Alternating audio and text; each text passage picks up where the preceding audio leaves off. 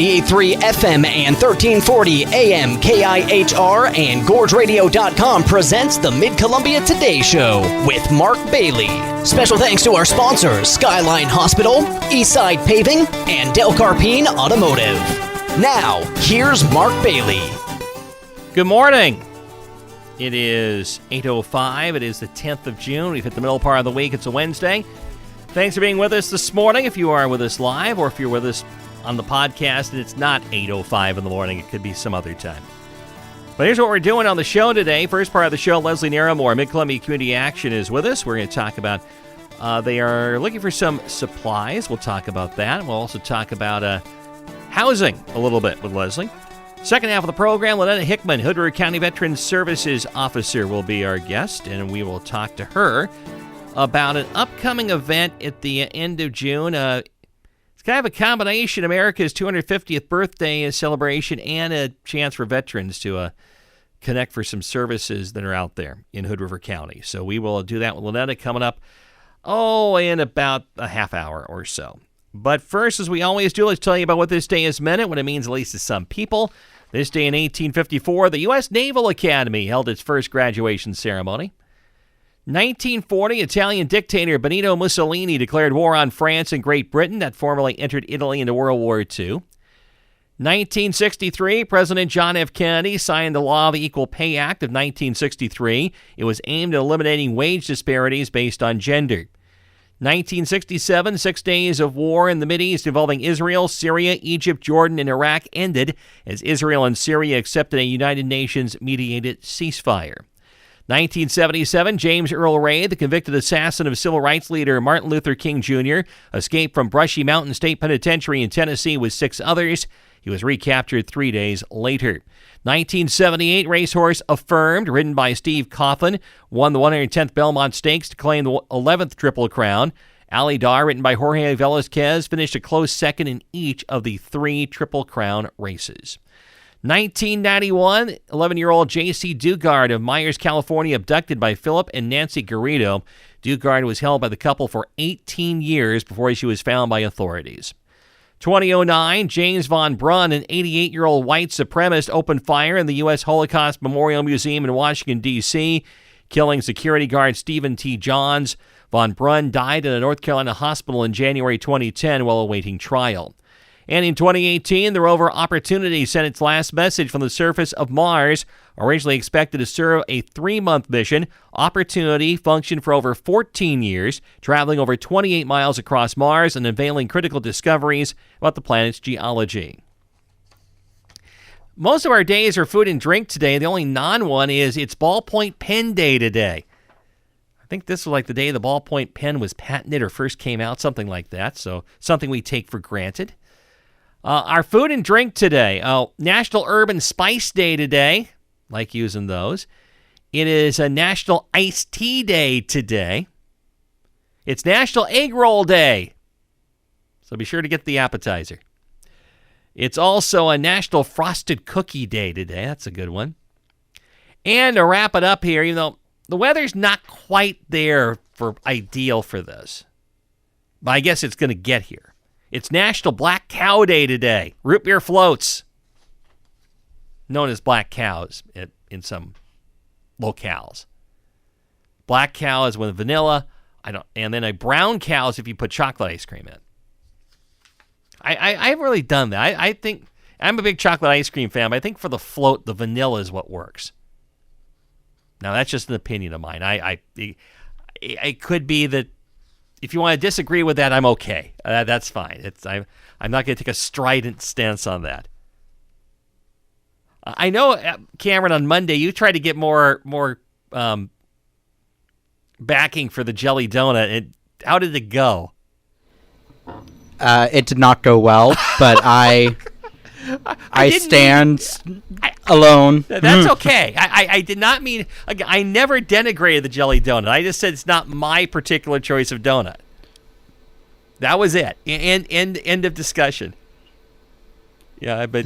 That may be. I was trying to get a head count of who likes jelly donuts around here. It didn't go well. It didn't go well. Don't you dare put fruit in our sugar and yeast and all that. No, apparently not.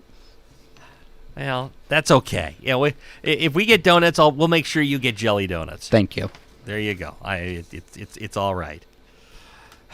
I can get myself in trouble in so many different ways. Coming up at 8:10 in the morning, we'll come back, talk to Leslie Naramore right after this. Hey, Gorge neighbors, it's Angela from Cedar Creek Alpacas. You don't have to drive hours or spend a fortune on gas for a memorable summer adventure. Right here, just 15 minutes west of Hood River Bridge in Cook, Washington, you'll find cute baby alpacas, mountain views, and a peaceful farm experience the whole family will love. We're locally owned, close to home, and proud to have been voted best in the Gorge for attraction and family entertainment. Come slow down, meet the herd, and make a day of it at Cedar Creek Alpacas in Cook, Washington. More at cedarcreekalpacas.com. Eastside Paving has a local team of professional paving experts ready to handle any size job for you. Eastside Paving's 35 years of experience provides the knowledge, procedures, and resources to ensure the job is done correct. Licensed, bonded, and insured in Oregon and Washington, Eastside Paving specializes in industrial, commercial, and residential jobs. Whether it's overlay, parking lots, private roads, patching, or driveway resurfacing, Eastside Paving has you covered. Call Rick Saran today for a free estimate. 503-519-6478. EastsidePaving.com. CCB 68962. Mid-Columbia Today is a public affairs program of Bi-Coastal Media, Columbia River, 98.3 FM and 1340 AM KIHR and GorgeRadio.com. Now, back to Mark Bailey. 8:12 in the morning on Mid-Columbia Today. Leslie Naramore, Executive Director of Mid-Columbia Community Actions here. Good morning, Leslie. Good morning, Mark. And we're going to talk about a couple things here first. I'm going to start with what was number 2 you sent me first, and that is you are taking right now some donations for, I think, cooling supplies, aren't you? Yeah. So we're collecting items that can go in cooling packs that are then distributed to people who need those this summer. So think things like granola bars, water, chapstick, sunscreen, things like that. And we're hoping this year that we get enough packets that we can put together that we can then also distribute those to community partners as well, so that they can have those to hand out to their clients too. So what sort of items are you looking for? The things I just mentioned, and then there's also things called cooling cloths that are great. Okay. That's something that you get it wet and you put it on your neck, helps keep you cool. And really, I think just small, high-protein snacks are also really great. Okay. So I take it then you distribute these to people who just kind of need them. Yeah. So mostly these go to our houseless community members. But, there's also people who might not have AC who could benefit from these. When a lot of our homes were constructed around here, we didn't need AC, so a lot of us don't have that. And particularly with our senior populations, we want to make sure that they have what they need to stay cool in the summer. All right. So if someone would like to give to this, how do they do it? They can drop off at either of our locations, at the Gloria Center in the Dalles, which is 2505 West 7th Street, or here in Hood River at 606 State Street. We're in the basement of that insurance building. So moving in now to housing here a little bit. The Mid-Columbia Houseless Collaborative, it is Houseless Collaborative. I had to look to make sure I had it right there. It's been together for a little while, but there have been a lot of agency transitions here in the last number of months. And it sounds like everybody needs to get back together a little bit. Yeah, so when the collaborative first started, we were meeting quarterly. And then in the last year, we've kind of fallen out of that habit. And so we're trying to get back in the habit because we still need housing. And so our next Houseless Collaborative meeting is going to be on July 14th. And that's from 3 to 4:30 at the Gloria Center in the Dalles. And then there will also be an online option. We do have a list, an email list, so if people are on that list, they'll receive more information through there that has the link, or they can check Facebook and find the link there as well. So, for those who aren't familiar, the Mid-Columbia Houseless Collaborative, what is it? Well, the Houseless Collaborative is a bi-state collaborative that's focused on bringing together around affordable housing. And I'm not aware of anything like it because it encompasses 2 states. You know, the Gorge is a really unique region. And one of our primary focuses has been really teaching people how to advocate for affordable housing, so teaching people how to have those conversations. And we have partners from all across different agencies. We have really good partnerships with the cities and the counties. And so it's just a collaborative that's focused on bringing more affordable housing to our region. Trying to recall when this all got together. It's been. I think it was 2021. I think you were still at WAGAP at the time. I was, and Okay. I was there, but the COVID years are a blur. And yeah, I could see where they would be in your business. Absolutely, I can understand that. But I guess where I move toward is how are we doing on this? Well, I feel like we are moving the needle because we do have projects that are happening that are included in our plan. Mariposa Village is going to have units coming online soon. I said they should be opening up here in actually a few weeks. Yeah, very exciting. There's been renovations that happened at Rhine Village because also maintaining the current affordable housing that we have is really important. For those not familiar, that's over in White Salmon. Yes, yeah. And then they're about to break ground on Chenoweth Loop. That's in the Dalles. In the Dalles, yeah. So I feel like there are things that are happening. Big River Community Land Trust just had their first move in. So, you know, across our region, I think that we do have some things to be proud of. So that would then lead to the next step, which is where you continue to go here. I mean, as a group, what do you try to focus on right now? Well, I think our focus is still on on bringing more units online. Like, you know, when Mariposa Village opened up their wait list, I don't remember the exact number, but it was a very large number of people who immediately signed up. And I think that just demonstrates that there is a huge need in our region. See, I can't but think we're going to be entering though into a phase actually the tougher phase, because I think you've been in the business that you're in long enough. For low-income housing, there's money out there. You can go find it. It may be competitive. It may take you a couple go-arounds, but you can get it. That's how we ended up at Mariposa Village, how the Chenoweth Loop project has come to be. My worry, though, is really those projects are supposed to be for people to get on their feet, establish something, and then they move to step 2. And there is the problem. I said, where is step 2 around here? Exactly. And that's where you go. That's where you can't find the government type money to help. Right. Yeah. Yeah. No, you have hit the nail. I'm not going to argue with you on that. Well, I knew you wouldn't. I mean, I get to a point where I go, okay, I want. It's like we got to kind of move the discussion a little bit. Yeah. As important as all those projects were, I always tell people there's nothing. These projects are good. But I always go, okay, what's next? Otherwise, we're just kind of backlogging everything. Right. Yeah. I mean, I think that we just continue to try to help to get people on their feet, try to help them to get stable jobs, get better income, you know, get to a place where they can. And that's across the whole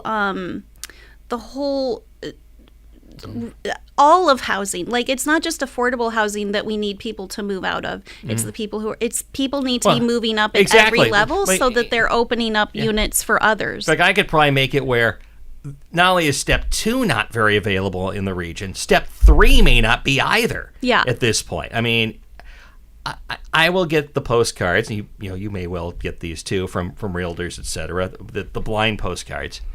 I'm not sure how effective these are, but that's up to them. And it's like, you can sell your house for this amount of money. It's like, okay, you're right. I could sell this amount for far more than what I bought it for. I bought it in 1998.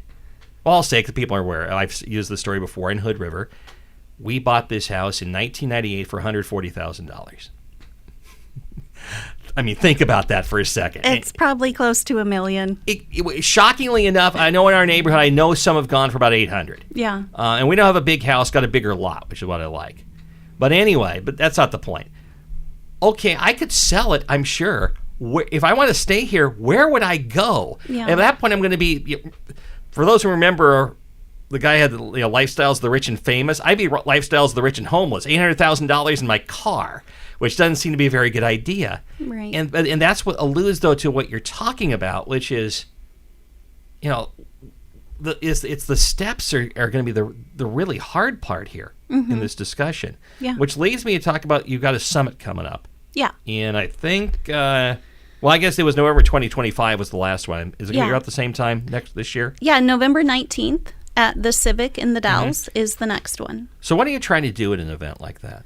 Well, we try to really focus a lot of the effort on the people who do the work. So, we have a lot of people who are frontline who spend every day doing really hard things. And so for them, we're trying to provide support and encouragement and peer support.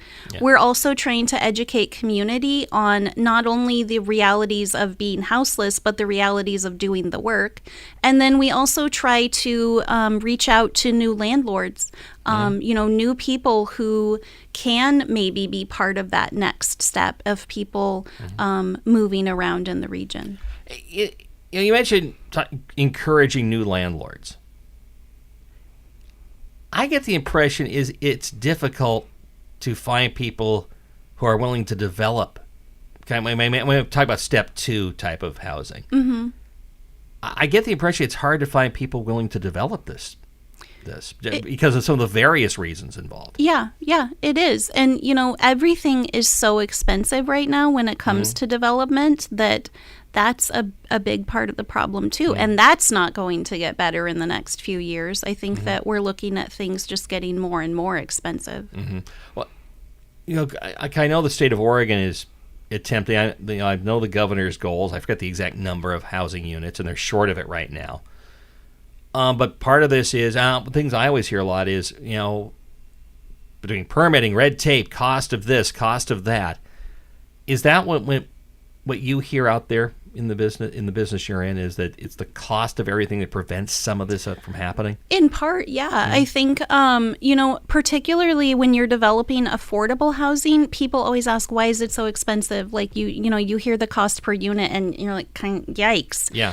And it's because affordable housing is held to such a high standard. I take it when you get, like the Mariposa Village, I'll just use as an example.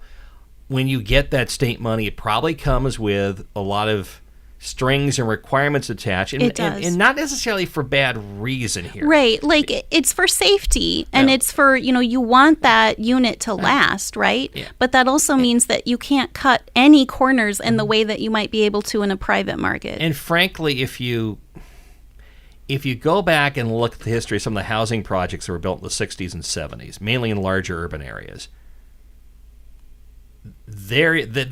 what those buildings were like it's not good. Yeah. It wasn't done well. It was kind of, let's get these units up, and people is kind of, as you said, cut some corners. There's a reality that to have a quality housing unit of any kind, apartment, home, etc., there's going to be a fixed cost to it regardless. Yeah. In order for it to be something that people feel good about living in. Exactly. And that's, you want people to be proud of where they live and invested in where they live, because they're much more likely to take care of that if it's something that they can be proud of. Well, and that was part of the issue with the old housing projects from go back to the 60s and 70s, is people weren't proud of them. And then it led to some of these things getting a really bad name at that stage. Again, I think probably here the way it's being, actually we can point to the one down on Cascade Avenue, which I forget the name of, across the street from the tire shop, Les Schwab. That one still looks. Looks great. Looks good, very good. Yeah. So that kind of goes to show, I think, where this has progressed to at this point. Is it hard to numerically judge how you make progress in this? I mean, you're able to with the annex because some that you have, which is part of the progress. Yeah. Because you can track who in and out, where you sent people, etc., and whether you've had success finding housing for people. Is it difficult though in some of the other situations because maybe people leave, you have no idea Yeah, I mean, we are really working right now on tracking where people go, because that's just something right now that we don't really know. And so, once someone gets into that permanent unit, unless they come back to us seeking services again, we're assuming that they're out there living their best life. But we're really trying to get better at tracking that, because I think that's a really important metric. Because I think for some of it, I include myself here, it's always for me a question of a lot of programs, with federal and state government, where you're trying to help people is, how do we judge success? Yeah. And because that's what, frankly, makes you want them to keep the money flowing. If you can show, here's the track record of success. It's just that in some things, it's hard to quantify. It is. And I think that's where the stories really come in, because we might not have all of the numbers. We know that we are making a difference. We can track that. Yeah. But that's where the stories really come in handy, because, when you have a family who went from being houseless to getting housed and returning to thriving, those are the stories that people really hear, and it makes a difference to them because they can feel good about something happening, right? And so that's where we do a lot of video stories with our clients to share those with people, so that people can see, oh, that is a real person who really had their life changed. Point in time count, by the way, because that was done in the wintertime. Yeah. I know it takes a while for the numbers. I'm trying to recall if I've done a story on it or not here in the last little while. Well, we don't have the official numbers back from the state yet. The unofficial may have come out. It's a little bit higher than last year. I was going to ask, would you expect it to be higher because the weather was so much different this winter? I don't... because it was warmer. Yeah. Or we got better at doing outreach. I know that was a factor over about 4 years ago or so, when Mid-Columbia Community Action really changed and got good at it. Yeah. I was thinking more, though, the weather now would probably be a factor in this. It could have been. Yeah, we are looking at slightly higher counts. Yeah. And of course, it's always just, it's a one snapshot. It's a one snapshot. It's always done in the winter, and it's just not, in my opinion, an accurate way to do things, but it's how things are done. Well, it's I guess housing and urban development required at the federal level. Yeah, it's a HUD requirement. So it's basically, it's an exercise in keeping a funding stream going. It really is. And, in larger cities where people are more concentrated, it works better. But in rural areas, I would imagine somebody you count in the Hood River could be in the Dalles the next night and maybe get counted again. I think you do over 3 or 4 days. We do have methods to ensure we aren't counting people twice. Yeah, okay. Yeah. But it could just be that they aren't in Hood River or the Dalles. They're in these outlying areas, and we just don't know that they're there. Yeah, we got a lot of places where if you don't want to be found, you don't have to be. You don't have to be honest. That's kind of part of the issue in all of this. But I assume we'll probably get the official count on that coming up fairly. It should be any day now. It feels like it's really late this year, but we're just waiting for HUD to verify our numbers, and then we're good to go. There are a lot of federal reports that have been very late this year. This is true. This is not the only place that we're dealing with that. So it's no, but again, you're gonna have your housing summit in November. Yeah. But you're gonna get everybody together after having not gotten everybody together on the collaborative for a few months.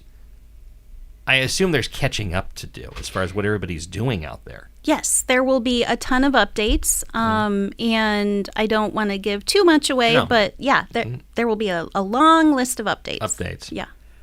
One more time, if people would like to give cooling supplies, how do they do it? They can go onto our website.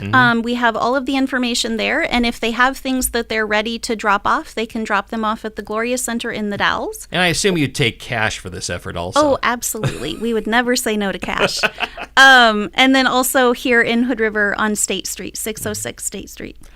Leslie Naramore from Mid-Columbia Community Action, thanks for being here. Thanks, Mark. And we will come back and give you the news right after this. You've created a cool indoor retreat. Now let Carrier provide the quiet, efficient cooling you can depend on all summer with a range of innovative cooling solutions that deliver premium comfort and energy savings. Your local Carrier dealer, Oregon Equipment, looks forward to keeping you comfortable while saving you money throughout the year. Yep, they've been servicing our community since 1946. Living local, shopping local, and supporting local. OregonEquipment.com. Carrier, for the world we share. Hello, this is Hood River City Council President Gladys Rivera. Thank you to everyone who participated in the city's recent community survey. Your feedback is helping guide important conversations about housing and public safety in Hood River. Now, we invite you to join us in person. Attend our Housing Town Hall on Tuesday, June 23rd from 6 to 7:30 p.m. at City Hall to learn more about housing needs and possible solutions. Then visit our police station open house on Monday, June 29th from 5 to 7 p.m. Learn more at hoodriver.gov/bond. Coffee for Mid-Columbia Today guests is provided by Hood River Coffee Roasters, the gorgeous local coffee roasters, on Tucker Road on the Heights in Hood River.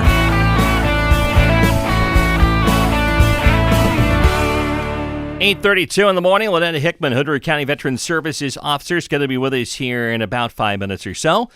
But first, here's what's in the news. A 32-year-old man received a 150-month prison sentence in the April 24 death of a Hood River man who was run over by a pickup truck when he caught 3 people trying to steal his bicycle.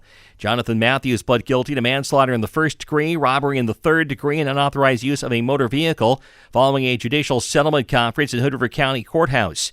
Hood River County District Attorney Matt Ellis says Matthews had stolen the truck from Jacob Sanitation in the Dalles, and with co-defendants William Hardy Jr. and Elizabeth Bowman drove to Hood River, where Hardy attempted to steal a bike owned by Stephen Hayes and put it in the bed of the pickup. Hayes ran out of his home and grabbed the passenger side of the truck as Matthews tried to drive away. Matthews sped and swerved, dragging Hayes, throwing him to the ground and running him over. Hardy pled guilty to robbery, theft, and burglary charges as part of an agreement to testify against Matthews should the matter have gone to trial, and his sentencing is pending. A Wasco County man who pled guilty in May to sexually abusing a 4-year-old girl 2 years ago, then failed to appear for his sentencing and spent 2 weeks on the run before being arrested in Portland, was sentenced on Tuesday to 23 years in prison. Wasco County Circuit Court Judge John Wolf imposed the maximum sentence on each of 3 counts against Lucas Blevins and ordered the sentences to be served consecutively, resulting in a total term of imprisonment of 275 months.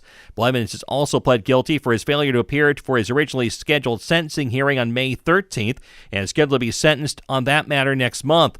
Wasco County District Attorney Cara Davis said the victim and her family have endured significant hardship throughout the course of the case, noting statements made both in court proceedings and on social media sought to discredit the victim and her mother. She added the victim's mother demonstrated unwavering commitment in advocating for her child. The Hood River City Council approved its 2026-27 budget. Most of the discussion before the approval revolved around a very small portion of it, $15,500 for disbursement of small grants.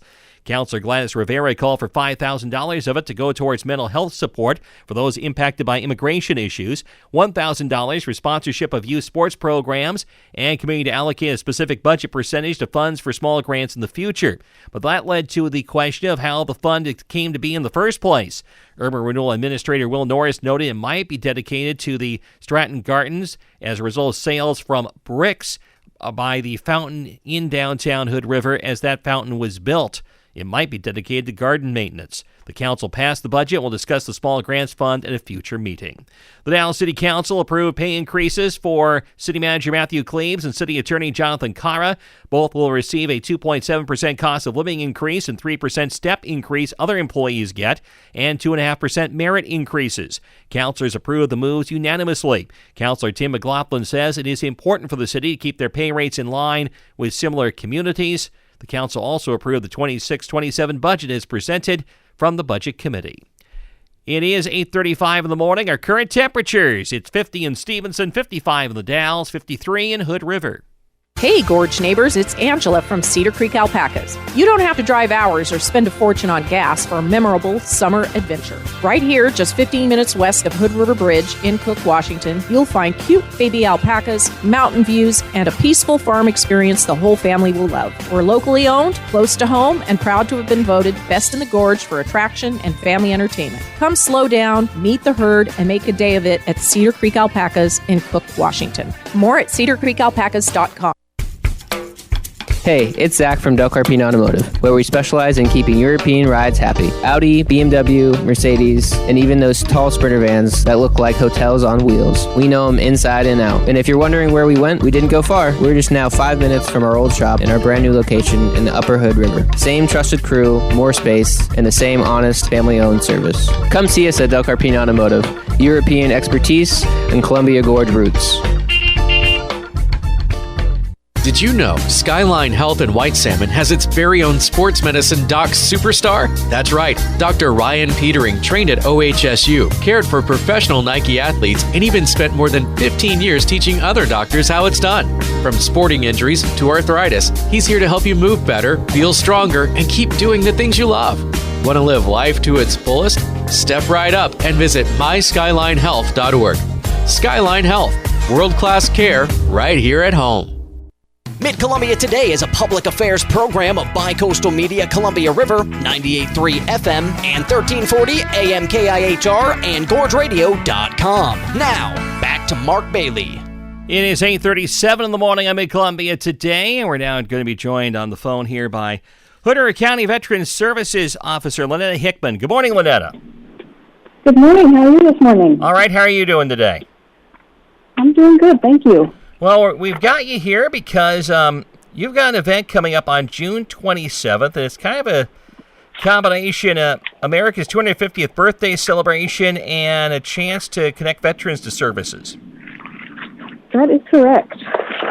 So what do you have planned for this? It's going to be June 27th, 9 to 1 out at River of Life Assembly Church, 929 Tucker Road in Hood River. What are visitors going to find?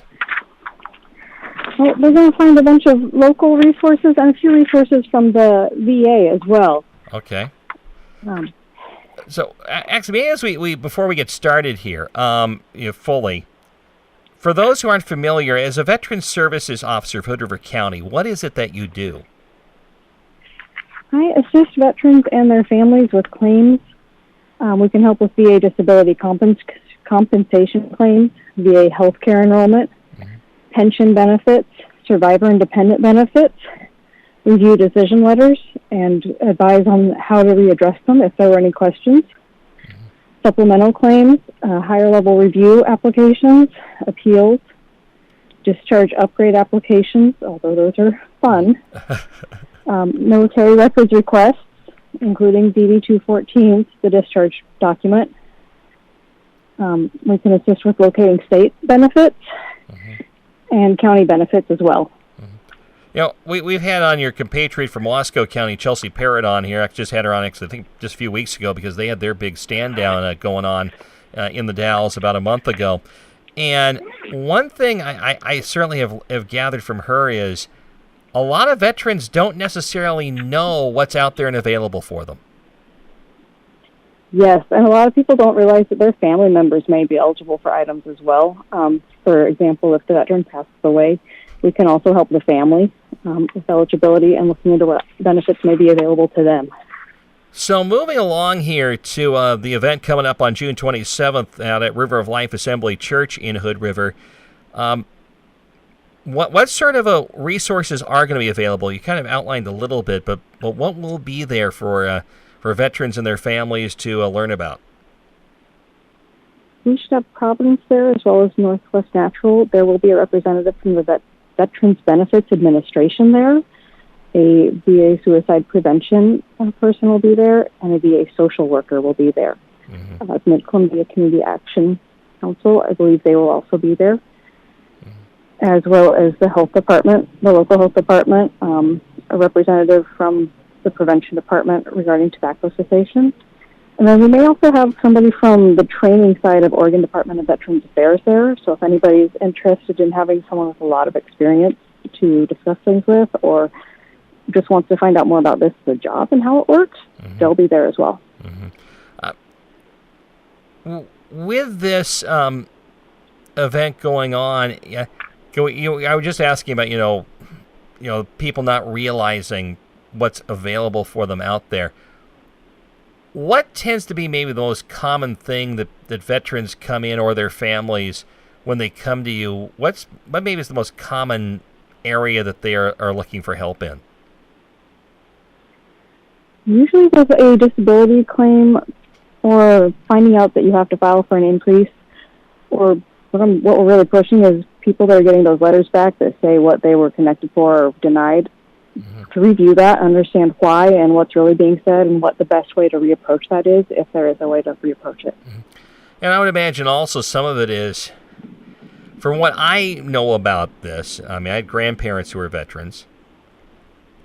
Paperwork also can be just a real pain in these things, and also can be a deterrent and difficult for some people to manage through. Yes, it can be a complex paperwork labyrinth. So that's part of what you're able to give some help for there. 9-1 at River of Life Assembly Church on Saturday, June the 27th. And you're kind of combining this, along with having the resources available, also a bit of a America birthday celebration. Yes, so we're doing a Celebrate America's 250th birthday, and we are hoping to have some light bites to munch on with a bit of a presentation happening around 11. Hopefully we're bringing in a speaker, and there's going to be some cupcakes and celebratory items at that time. I do note on the flyer that I was given, there is an RSVP on it, so do people need to, I don't know if register is the right word, but are you just looking to kind of get an idea of who all will be coming? We are looking to get an idea of who will be coming and the number of people that will be coming, so that it will help us identify how much food to purchase for the event. But if you don't know how to do the registration, come anyway. It's not just veterans. Bring your families. If your family was veteran or military of any sort and you want help with getting records, we can also help with that. We won't be able to help with it at the event, but that is something I help with. And there may be a great opportunity to find out what's out there and resources that you're not aware of. So if someone would like to RSVP for this, where do they go? There is a barcode on the flyers that you can go to. If you don't have the ability to use a barcode or don't know how, just give us a call, let us know, and we'll document it. Phone number is 541-386-1080. And if you don't RSVP, you can show up anyway. We're not requiring the RSVP to show up. All right, so just stop on in. It's 9-1, June 27th, River of Life Assembly Church, 979 Tucker Road in Hood River. And we should mention also where the Veteran Service Office is located in Hood River and how people can contact you. I'm trying to recall where you're located. Are you in with the health department now, or is it still out of the courthouse? I am at the courthouse currently. There is a pending move this summer up to the health department, so do recommend giving a call at the 541-386-1080 to verify where we are located. But currently at the courthouse, 309 State Street, on the first floor. What are your office hours? I know, at least in the past, some of it's been by appointment. Yeah, we do prefer appointment. We'll see you if we can, if we're available. Either way, the office hours are Monday through Thursday from 8 a.m. to 4:30 p.m. We are closed from 12:30 to 1 for lunch. All right. So if people want to get help on anything they may need in Hood River County on veterans issues, that's where you go. Call 541-386-1080. Again, the Celebrate America's 250th birthday is going to be on Saturday, June 27th, 9-1, River of Life Assembly Church, 979 Tucker Road in Hood River. You can bring friends and family, enjoy some light refreshments, and again, connect with a number of veterans wellness resources. Lynetta, thanks for doing this. We appreciate it. You're quite welcome. Thank you. Is Lynetta Hickman, who has been with us, Veteran Services Officer, Hood River County. We'll come back after this. Eastside Paving has a local team of professional paving experts ready to handle any size job for you. Eastside Paving's 35 years of experience provides the knowledge, procedures, and resources to ensure the job is done correct. Licensed, bonded, and insured in Oregon and Washington, Eastside Paving specializes in industrial, commercial, and residential jobs. Whether it's overlay, parking lots, private roads, patching, or driveway resurfacing, Eastside Paving has you covered. Call Rick Saran today for a free estimate. 503-519-6478. EastsidePaving.com. CCB 68962. Coffee for Mid-Columbia Today guests is provided by Hood River Coffee Roasters, the gorgeous local coffee roasters, on Tucker Road on the Heights in Hood River.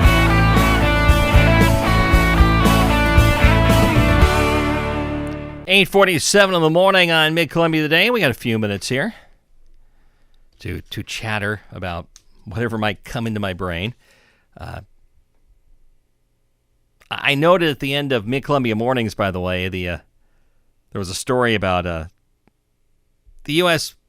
World Cup soccer team and the odds of them winning this, and comparing it to the Miracle on Ice in 1980 when the Americans beat the Russians. And with their college kids, and the Russians were basically a professional level team. I mean, not basically, they were. The Soviet Union was, they basically got their best 20 guys together and they just played it as a unit most of the time. And they were well compensated. They were still, quote, amateurs under the rules. But they weren't. Many of those players went on, when the Iron Curtain did start to fall, went on to play in the National Hockey League. Unfortunately, we didn't get to see many of them until they were older and really weren't able to play at the level they did years before. I was going to ask, are you old enough to remember? Well, oh goodness, yes. I vividly remember the Miracle on Ice, because I was one of the very few hockey fans in Eugene, Oregon. Okay. As a teenager, and knew what was going on. Here's what people will probably be blown away about of your age. We didn't see the game in this country until about 6 hours after it was over, at least on the West Coast. 3 hours on the East. Really? They didn't show it live. No, it was not shown live. I learned they had won walking home from school. The game was played, I think, at 5 Eastern time. I might not have been walking home from school, like walking home from a friend's house, something like that. Mm. And I was actually going to stay a night at the friend's house, and we ended up watching the game when ABC showed it in full. They probably would not have shown it in full had the Americans not won. That kind of blows my mind that they there was that long of a... It's a different world. All the Olympics were... Okay, Olympics in this country on network television have tended to be packaged almost more as an entertainment product than a sporting event. That has changed because now we have so many channels. We have the ability to watch what we want to watch, whatever events we want to watch. They sold the Olympics, ABC was doing it at the time. It was up close and personal. So you got every sob story about every athlete and their motivations, etc., told to you before they competed. The one part that really hasn't changed is, unlike many countries, our television is very American-centric to what they show. A lot of countries aren't necessarily like that. They just show the events. No, I would think not. But anyway, I'm drifting off here.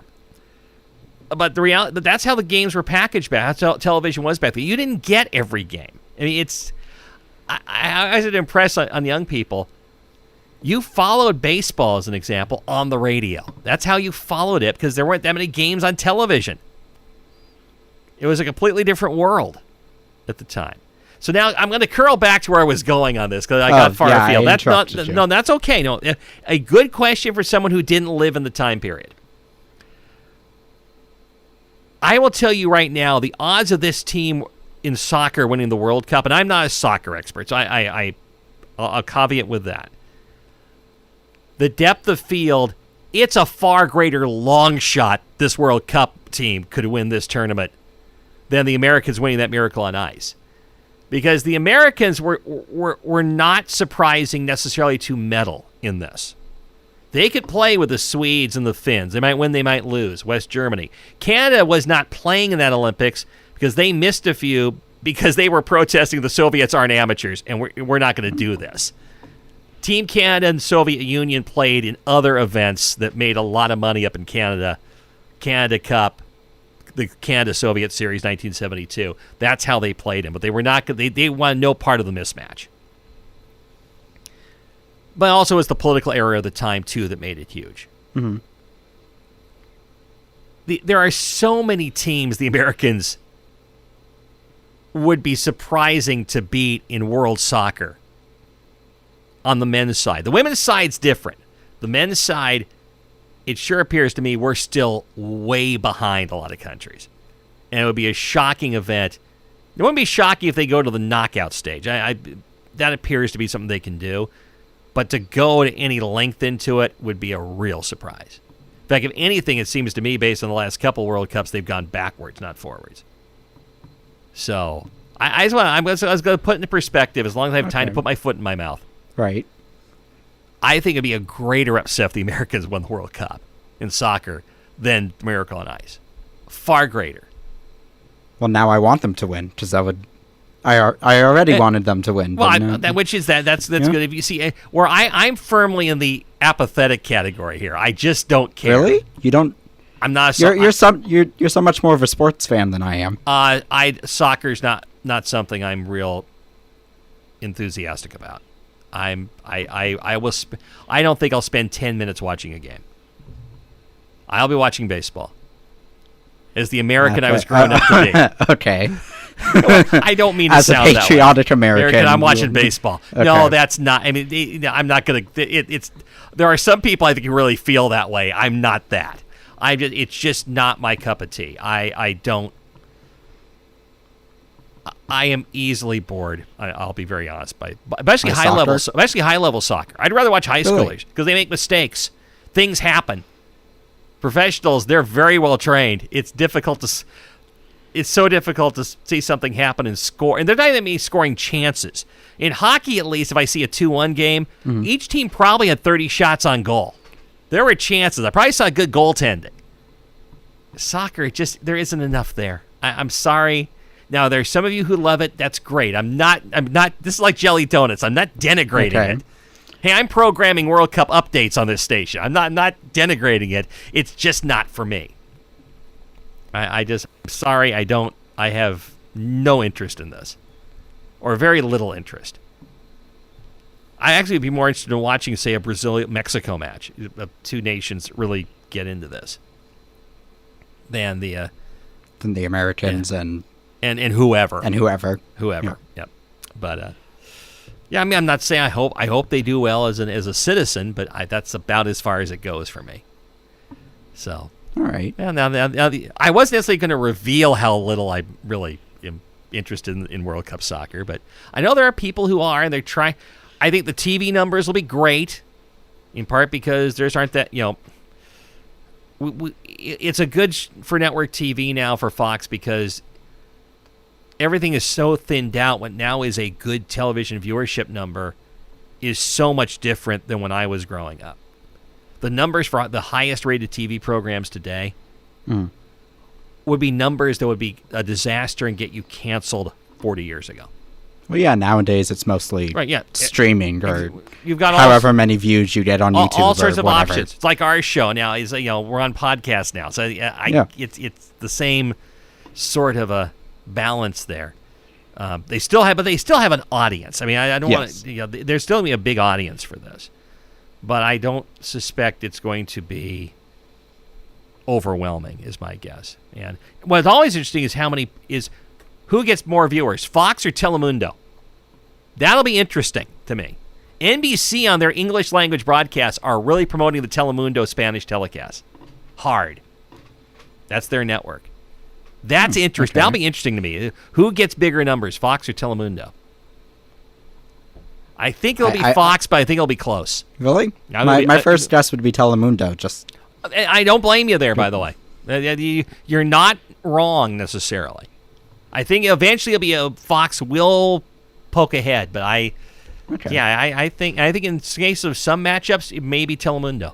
And it depends how annoying the people are on Fox talking on the broadcast. If they're that annoying, Telemundo may just win just because in some cases what you don't understand is better than what you do. That's yeah. That's I have done that with a couple baseball telecasts I know about. Anyway, 8:56 in the morning. We'll wrap it up for you right after this.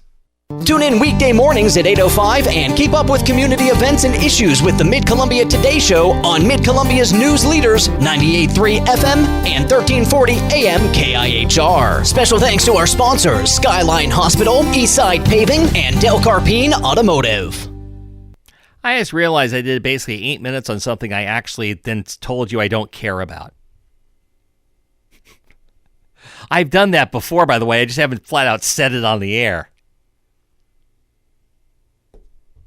I'm not sure that's good or not. In fact, I'm pretty sure it's not necessarily good. I don't think those who do consulting in radio, I don't listen to anyway.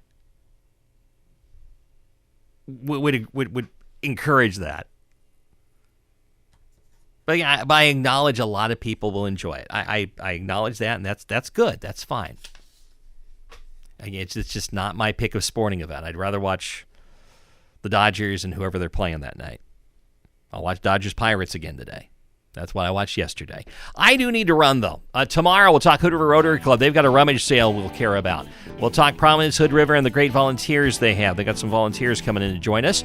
All that on MCT in the next segment, about 24 hours from now. But for now, for Cameron Eisenberg, I'm Mark Bailey. Talk to you again on Thursday.